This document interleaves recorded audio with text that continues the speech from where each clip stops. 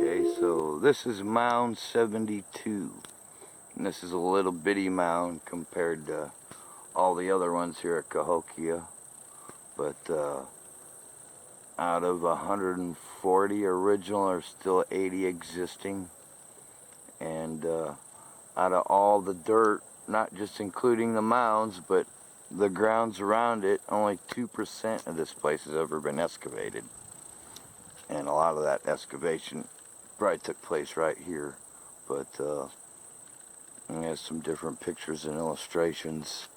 But it says archaeologists from the University of Milwaukee, Wisconsin, led by Dr. Melvin Fowler, excavated about 2/3 of Mound 72 from 67 to 71. Has selected this mound for excavation because it was along a hypothetical center line of Cahokia. It had a different orientation than the other mounds, and it was one of the few ridgetop mounds unique to Cahokia. It was small.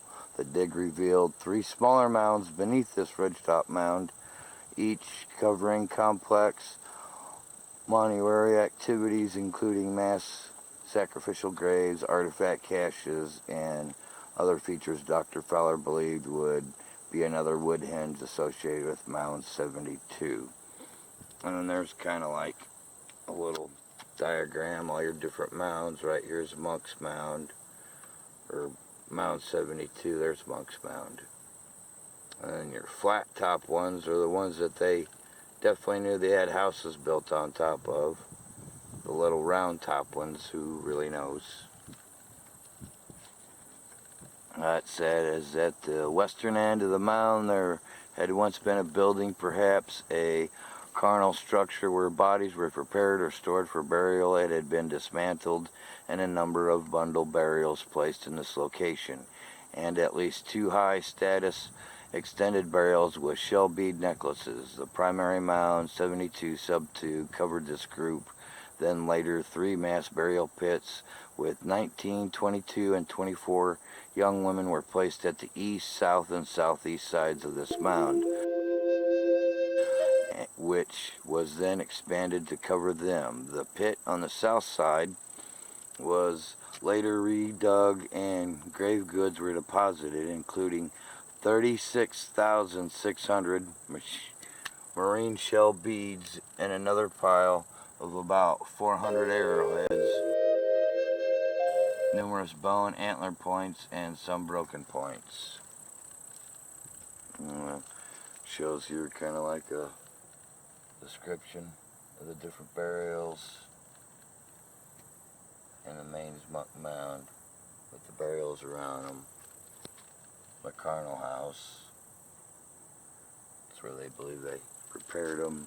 3 different burial treatments of this various group suggest that these people were also treated differently when alive, perhaps belonging to different social classes or communities.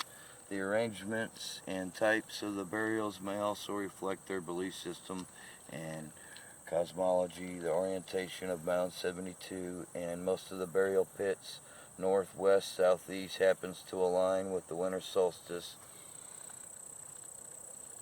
sunrise, summer solstice, sunset, which may indicate an importance of these events to the Cahokia mounds. Dr. Fowler believed there may be another wood henge in this area. Wow. Along the south side of these primary mounds, a number of burial pits were placed, including one about 6 foot deep, had 2 layers of burials. The upper layer had 10 little burials with 14 people who had been carried there on litters or a stretcher. The remains of several of the red cedar litter poles were still intact. This mixture of male and female, young and old, both of them, the second layer, had 39 individuals who had been tossed randomly rather than being placed carefully like the litter burials. So there's your difference. Placed carefully and just chucked in the hole.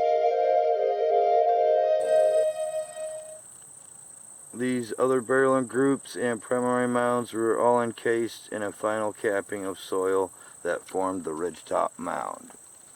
And under the primary mound in the center of Mound 72 were two intriguing burial groups, 4 men lying together, forming surface with their arms interlocked, but their heads and hands had been cut off. Near them was a deep pit of 53 young women laid out in 2 rows and piled 2 deep. It means 2 people on top of each other. And then inside where we showed the Indian laying on the shell beads, that's him right there, with the artifacts that were found around him. Near the large post pit was the burial of the man in his early 40s, laying upon a bird-shaped blanket or platform of 20,000 marine shell beads, perhaps an earlier leader of Cahokia. Another man was buried beneath and around him, so there's what was left of the other man.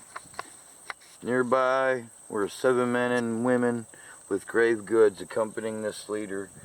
This included nearly 2 bushels of unprocessed mica, a mineral from southern Appalachians, more shell beads of marine shell from the Gulf of Mexico, 15 chunky game stones, and a staff made of copper that came from around Lake Superior. In addition, nearly 800 perfect arrowheads were found in 2 piles made from chint from Missouri, Illinois, Wisconsin, Arkansas, Oklahoma, and Tennessee. One of these primary small mounds was sub 72-1. There's all just girdles, everything piled up together. So the Monks Mound, 72, and only being 3/4 excavated, you know, there's still stuff lying there.